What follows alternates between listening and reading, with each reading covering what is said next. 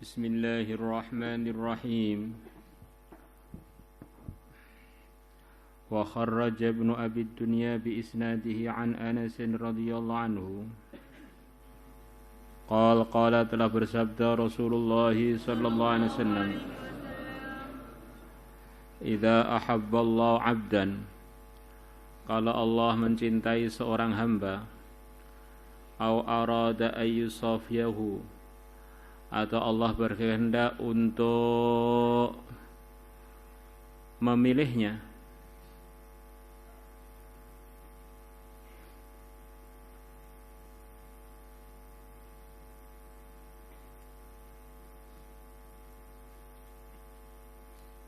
sabba, maka Allah akan menuangkan alaihi, atas hamba tersebut, al-bala'a, ujian. Sabban, dengan benar-benar menuangkan, akan diuji dengan ujian yang berbagai macam ujian. Wa sajjahu, dan Allah akan mengalirkan ujian alaihi, atas hamba yang dicintai atau akan dipilih oleh Allah. Sajjan, dengan benar-benar mengalirkan. Fa idza da'a al-'abdu, maka kalau berdoa al-'abdu, hamba tadi yang telah diuji dengan ujian yang begitu hebat tadi, qala, maka hamba tersebut mengatakan, ya Rabbah, wahai Tuhanku. Qala, maka akan menjawab Allah, Allah, labbaika, aku menerima panggilanmu, abdi, wahai hambaku. La tas'aluni syai'an, engkau tidak minta kepada aku sesuatu apapun, illa a'taituka, mesti aku akan memberikannya kepadamu. Imma an u'ajjilahu laka, mungkin aku akan mempercepat permintaanmu, laka, untukmu, mempercepat sesuatu yang kamu minta kepadamu. Wa imma an addakhirahu laka, dan mungkin juga aku akan menyimpan sesuatu yang kau minta, laka, untukmu. Ya, orang kalau kena musibah itu khusnudzon, ini waktunya doa mustajab, saya minta kepada Allah apa saja akan diberi. Enggak tahu nanti dicepatkan di dunia ini pemberiannya, atau akan disimpankan untuk saya yang akan diberikan kepada saya ketika saya sangat perlu, yaitu ketika kita di akhirat.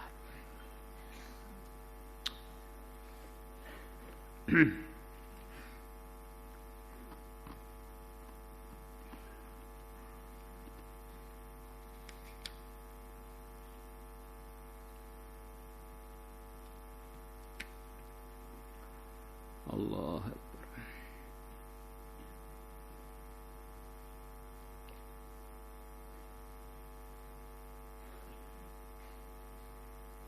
Ya. Wa kharraja Ibnu Abi Dunya aidan fi kitabil maradi wal kaffarat bi isnadi an Ummi Salamah radhiyallahu anha qalat, sami'tu, aku telah mendengar Rasulullah sallallahu alaihi wasallam yaqulu, beliau bersabda. Ini hadis yang akan kita baca ini berikan masukan pada kita bahwa anugerah-anugerah yang dijanjikan Allah kepada hambanya ketika diuji, doanya dikabulkan, apa saja permintaannya diberikan, itu kalau hambanya ketika menyikapi ujian tadi dengan sikap yang benar, yaitu dia ketika kena ujian curhatnya kepada Allah. Kalau curhatnya kepada yang lain, tidak ada janji dapat anugerah-anugerah yang banyak telah kita dengar.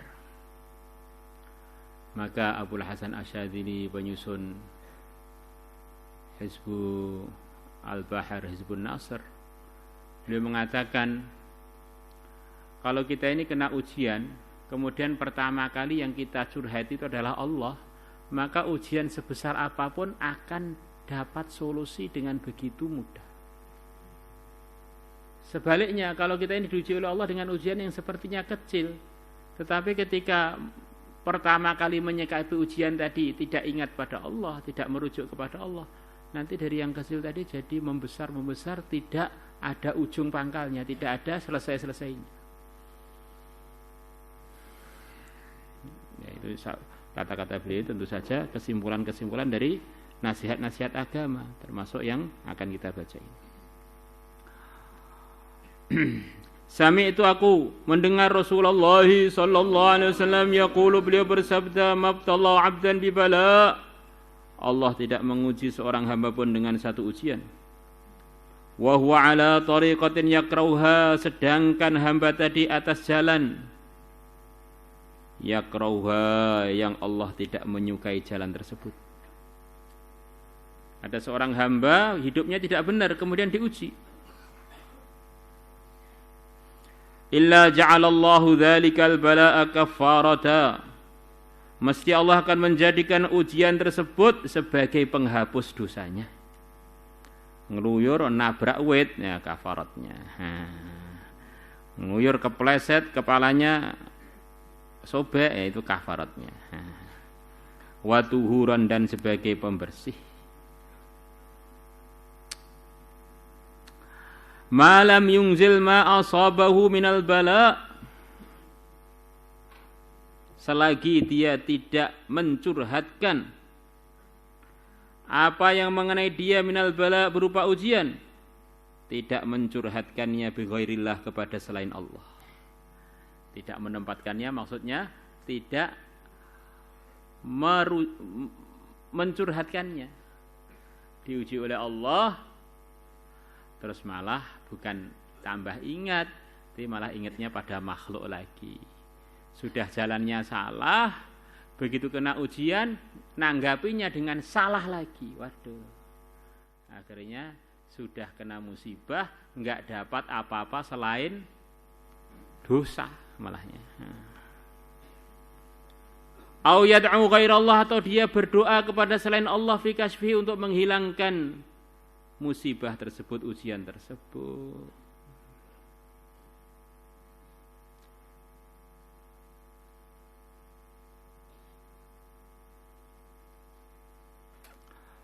Wa an Jabir radhiyallahu anhu qala qala Rasulullah sallallahu alaihi wasallam, yawaddu ahlul afiyah, mengharapkan orang-orang yang selalu selamat. Ahlul afiyah ini orang yang di dunia ini selamat, ngurus urusannya selamat, ngurus ekonominya selamat, ngurus dirinya, keluarganya juga selamat terus, tanpa ada ujiannya yang berarti. Dia menginginkan yaumal qiyamati, pada hari kiamat, hina yu'ta ahlul bala'i thawab, ketika orang-orang yang sering diuji di dunia diberi pahala-pahala mereka. Ya, ahlul bala ini isinya hidupnya itu diuji ini, diuji itu, musibah ini, musibah itu. Kanat lau anna judatahum, andaikan bahwasanya kulit-kulitnya ahlul afiyah, kanat dulu ketika di dunia, kuridot, diguntingi, bil maqarid, dengan menggunakan gunting-gunting. Jadi orang-orang ahlul afiyah, orang yang di dunia selamat, terus melihat nanti di akhirat orang-orang iman yang banyak diuji dunia, ternyata pahalanya itu luar biasa. Maka orang-orang yang hidupnya selamat mulus-mulus saja pada berharap, wah andaikan saya dulu di dunia diuji oleh Allah, digunting-gunting kulitku dengan gunting-gunting biar saya dapat pahala yang begitu besar, pahalanya kena ujian. Nah, terus bagaimana Pak? Itu doa yang diajarkan Nabi kepada Sayyidah Aisyah dan diajarkan kepada umat. Doa yang tertinggi, terhebat adalah minta maaf dan minta selamat. Itu gimana? Ya Rasulullah, andaikan datang Lailatul Qadar, yang mana di Lailatul Qadar doa-doa dikabulkan, saya perlu doa apa? Mintalah maaf pada Allah dan mintalah selamat. Nah ini kok Nabi bersabda, andaikan orang-orang yang tukang selamat itu nanti di akhirat melihat orang yang tukang kena musibah dapat pahala begitu banyak, mereka pengen andaikan saya dulu di dunia kena musibah terus dipotong-potong kulit saya dengan gunting biar dapat pahala yang banyak seperti mereka. Ini maksudnya bagaimana? Di antara maksudnya itu kan kejadian nanti di akhirat. Kalau kita benar-benar diuji di dunia belum tentu kuat. Jangan cari masalah. Kalau doa itu doa selamat aja, kalau diuji yang sabar. Ini maka Nabi bersabda itu nanti di akhirat. Kok kita ini diuji yang besar-besar, baru weselnya lambat tuh aja loh ngajinya mau boyong. Oh, saya kok pengen diuji, dipotong-potong hidung saya Pak, biar dapat pahala besar. Gak usah hidung. Kamu jerawatan aja, salon-salon kamu hubungi bagaimana hilangkan jerawat, khawatir gak laku. La ilaha illallah. Kok hidung hilang, jerawat satu aja ganggu pelajaran.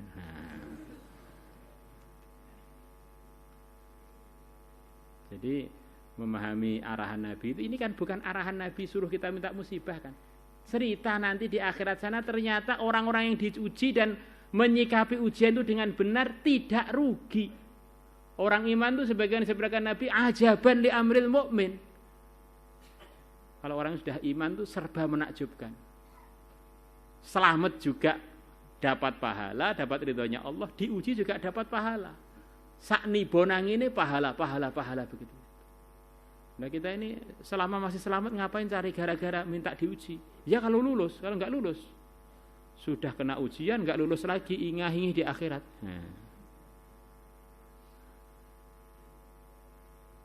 Maka Nabi menasihati para sahabat diantaranya, la tatawaqqa'u liqa'al adu fa idza laqitum fathbutu.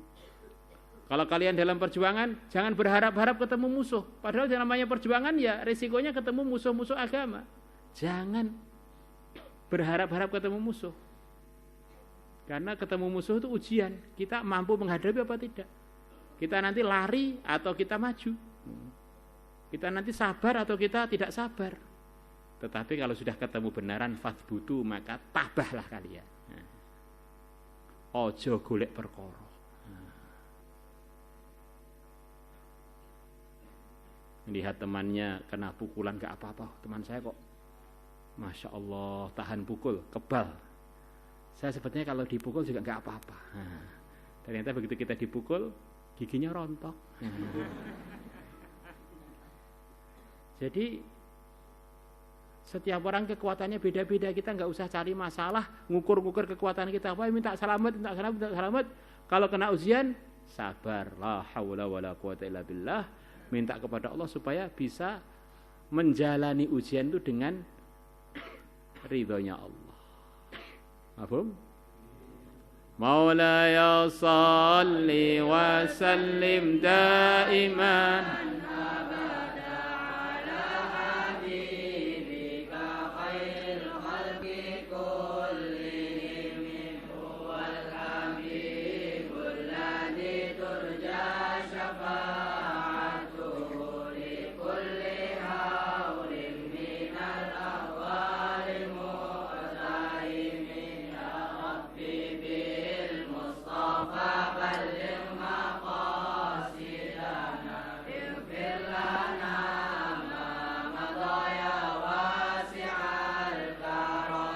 Ya arhamar rahimin, ya arhamar rahimin, ya arhamar rahimin, farrij 'alal muslimin, ya 'alimas sirri minna la tahdi is-sitra 'anna wa afina wa'fu 'anna wa kullana haitsu kunna نرد بك الأعداء من كل وجهة وبالاسم نرميهم من البعد بالشتات فأنت رجائي يا إلهي وسيدي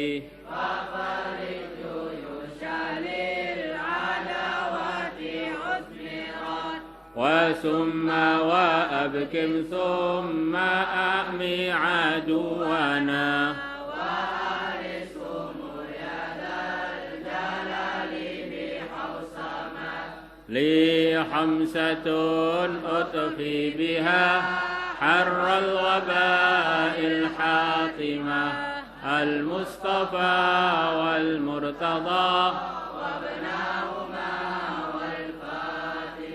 صلاة الله